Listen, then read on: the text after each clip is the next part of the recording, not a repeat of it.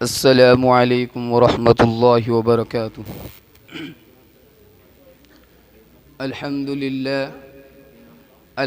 للہ نحمده ونستعینه ونستغفره ونؤمن به ونتوکل علیہ ونعوذ باللہ من شرور انفسنا ومن سیئات اعمالنا من يهده الله فلا مضل له ومن يضلله فلا هادي له وأشهد أن لا إله إلا الله وحده لا شريك له وأشهد أن محمدًا عبده ورسوله صلى الله عليه وعلى آله وأصحابه وبارك وسلم تسليمًا كثيرًا كثيرًا. أما بعد فأعوذ بالله من الشيطان الرجيم. بسم الله الرحمن الرحيم. فقد قال النبي صلى الله عليه وسلم أو كما قال عليه الصلاة والسلام: نعمتان مبغون فيهما كثير من الناس الصحة والفراغ. محترم مہمانان عظام، اساتذہ اکرام اور فقہ و بزم،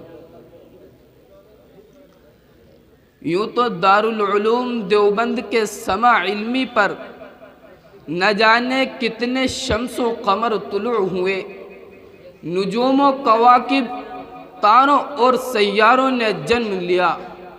ان میں سے ہر ایک اپنی مثال، آپ اور اپنی ہستی میں ایک انجمن تھا. وہ تمام کے تمام اپنے دائرے کار میں جد و جہد سے کام لیتے رہے، ترقی کرتے گئے اور دنیا سے یہ کہتے گئے کہ میں اپنے فن کی بلندی سے کام لے لوں گا، میں اپنے فن کی بلندی سے کام لے لوں گا، مجھے مقام نہ دو خود مقام لے لوں گا. انہی عظیم الشان ہستیوں میں سے ایک نام حکیم الامت مجدد الملت حضرت مولانا اشرف علی تھانوی رحمۃ اللہ علیہ کا بھی ہے کہ خالق کائنات نے آپ کو جہاں ایک طرف تفسیر و حدیث میں مہارت کی سرائیوں پر پہنچایا تھا، وہیں فقہ و فتاویٰ کو آپ کی وجہ سے مائے افتخار بھی عطا کیا تھا. آپ اگر ایک طرف تصوف و سلوک میں بے مثال راہی تھے تو دوسری طرف اصلاح و تجدید کے ایک عظیم رہنما بھی. آپ اگر ایک طرف تصنیف و تالیف کے شہسوار تھے تو دوسری طرف تقریر و خطابت کے بے تاج بادشاہ بھی. آپ اگر ایک طرف احکام شرعیہ کی حکمتوں اور مصلحتوں سے آگاہ تھے تو دوسری طرف انسانی نفسیات کے نبض شناس بھی. لیکن وہ بیش قیمت جوہر جس نے آپ کو ان تمام کارناموں کے لیے تیار کیا، جس نے آپ کی ان تمام سرگرمیوں میں رنگ روغن بھرا، وہ آپ کا انضباط اوقات اور پابندی اعمال ہے.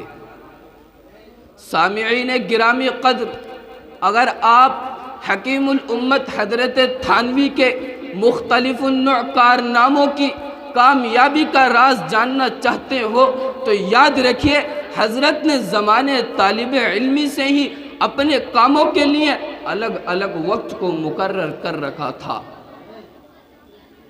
کسی کام میں بے ترتیبی آپ کو قطعاً پسند نہ تھی، ہر کام کو اس کے وقت میں انجام دیتے اور اسی چیز نے آپ کے اوقات کے اندر برکت عطا کی. آپ دنیا کے سامنے گوہر بیش بہاں بن کر نکلے.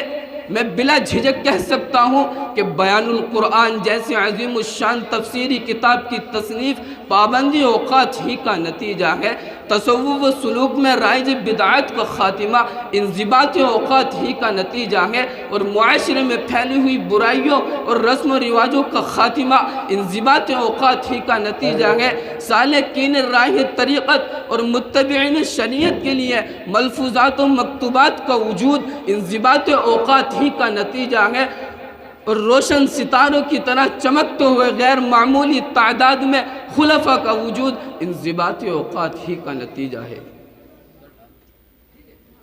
سامعین گرامی قدر، اگر آپ حکیم الامت حضرت تھانوی کے یہاں ان کے انضباط اوقات کی اہمیت کا اندازہ لگانا چاہتے ہو تو اٹھائیے متاع وقت کاروان علم، صفحہ 250 پر لکھا ہے۔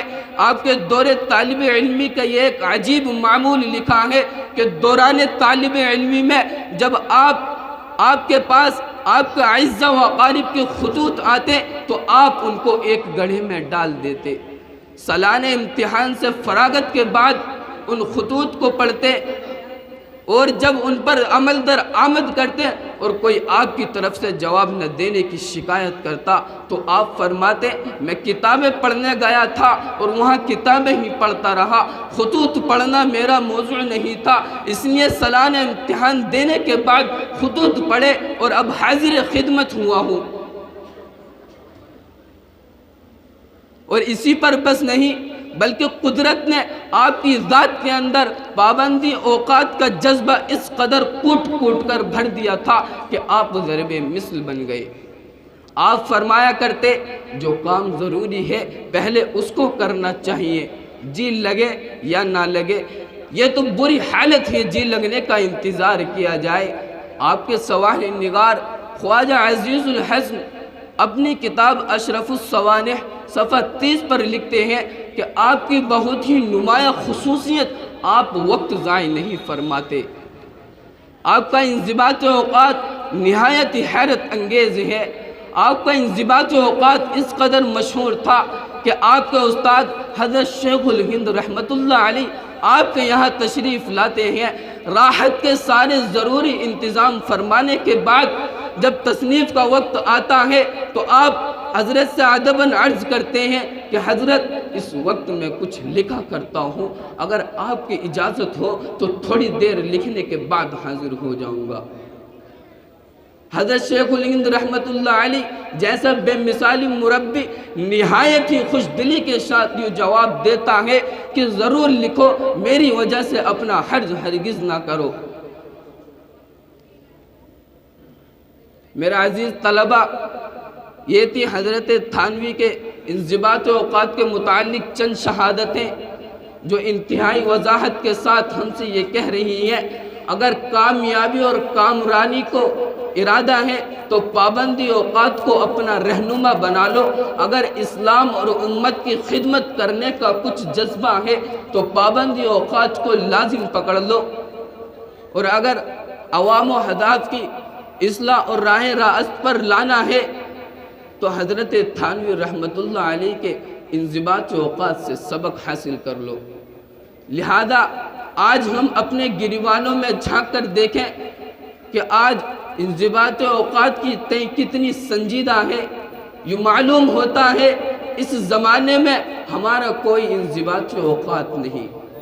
ذرا غور کرو ہمارے 24 گھنٹے کس طرح اور کہاں صرف ہوتے ہیں اور کتنی فضولیات ہمارے ساتھ لگی ہوتی ہے، کس حد تک ہمارے ساتھ فضولیت لگی ہوتی ہے اور کس حد تک ہم اپنے درجے غافل اپنے مقاصد سے غافل ہوتے ہیں۔ یہی وجہ ہے کہ ہم کسی خاص موضوع میں درجے کمال کو نہیں پہنچ پاتے، اور جب مدارس کی چہار دیواری سے باہر قدم نکالتے ہیں تو دنیا طعنے دیتی ہے، اس وقت خود ہمیں اپنی ذمہ داریوں کا احساس ہوتا ہے اور ماضی کی زندگی پر کف افسوس ملنے کے سوا کچھ حاصل نہیں ہوتا۔ لیکن سچ ہے کہ بیکاری جنوں میں سر پیٹنے کا شغل سر پیٹنے کا شغل جب ہاتھ ٹوٹ جائے تو پھر کیا کرے کوئی۔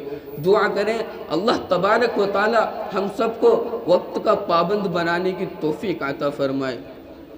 وآخر دعوانا الحمدللہ رب العالمین۔